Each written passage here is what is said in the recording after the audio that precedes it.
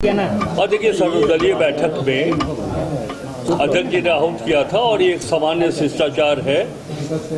जैसे कोई भी बजट सत्र हो, चाहे वो मूल बजट सत्र हो या ग्रीष्मकालीन हो या फिर शीतकालीन सत्र हो, मानसून सत्र हो, तो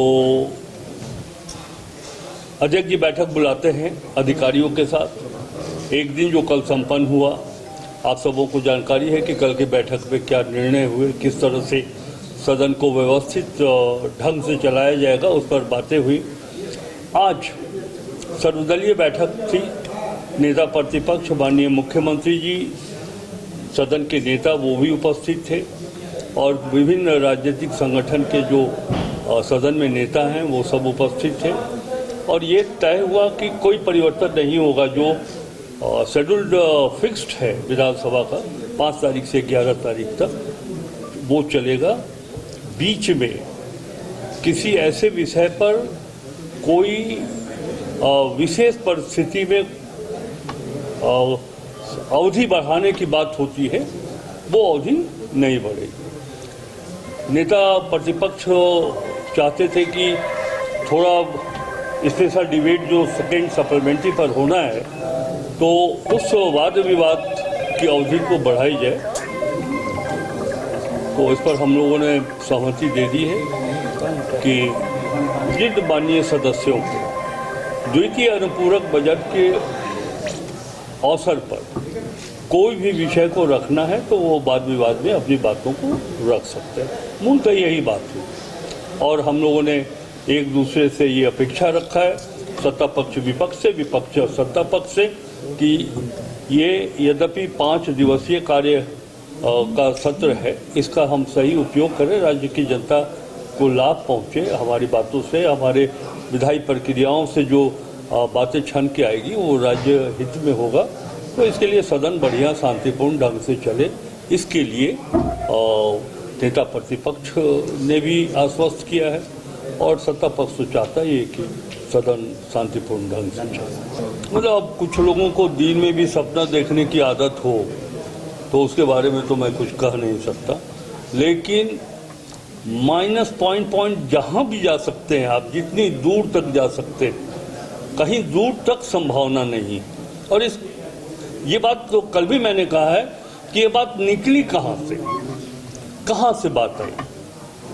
कोई कह रहा है कि राज्य का खजाना खाली हो गया है, तो वित्त मंत्री हमने, कोई हमसे पूछा होता कि राज्य का खजाना खाली है कि किस स्थिति में। अभी पूछा जा रहा सर, कल भी मैंने कहा है हाँ।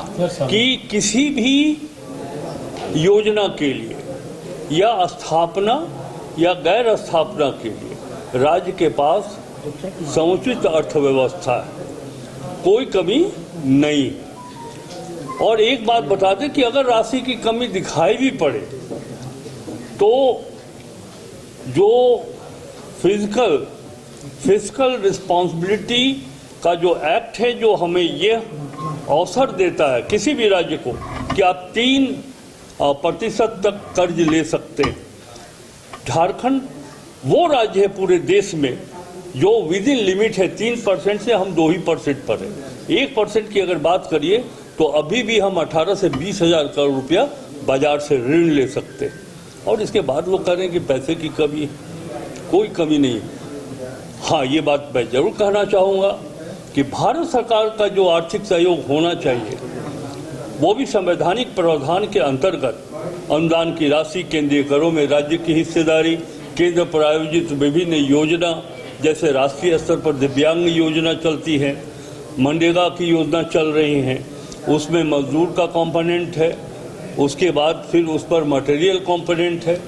तो केंद्रीय प्रायोजित जितनी भी योजनाएं चल रही है, अगर उसका पैसा समय पर मिल जाए तो हम झारखंड को और आगे ले जा सकते हैं। लेकिन यह अत्यंत दुखद बात है कि हम लोग विगत कई वर्षों से प्रयास कर रहे हैं कि कोल कंपनी के पास जो 1,36,000 करोड़ रुपया बकाया है।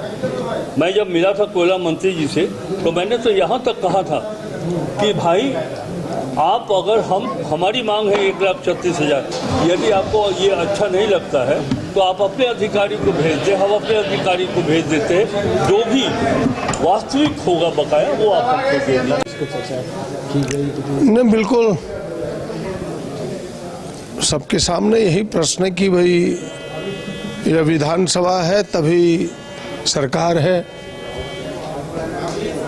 तभी सारी कार्य मंत्रणा है, तभी इसी पर सारी चीज निर्भरता है। विधायिका पर ही सारी चीजें टिकी हुई है। तो यह गंभीर होना चाहिए।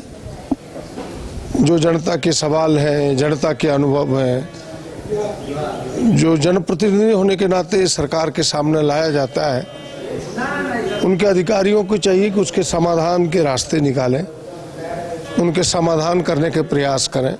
जिसमें थोड़ी कमी दिखती है इस पर चर्चा हुई है कि नहीं, आगे इसकी समीक्षा करके हम सब उसे पूरा करने का प्रयास करेंगे। खुद मुख्यमंत्री जी ने इन चीज़ों पर आश्वस्त किया है। और फिर एक विशेष चर्चा आई है ये कि भाई जो अनुपूरक बजट हो उसमें 1 घंटे विशेष बहस लॉ एंड ऑर्डर पर हो, जिस पर चर्चा हुई है। हमें लगता है कि उस पर एक विशेष चर्चा अनुपूरक बजट के साथ ही होगा। सर, अफवाहों का बाजार गर्म है। कहा जा रहा है कि यहाँ पे गठबंधन में जो खटास देखने को मिल रही है उसका असर हो सकता है, गठबंधन में बदलाव हो सकता है। हमें नहीं लगता कि यह सवाल, इस सवाल में कुछ सच्चाई है, इस सवाल में कुछ गहराई है।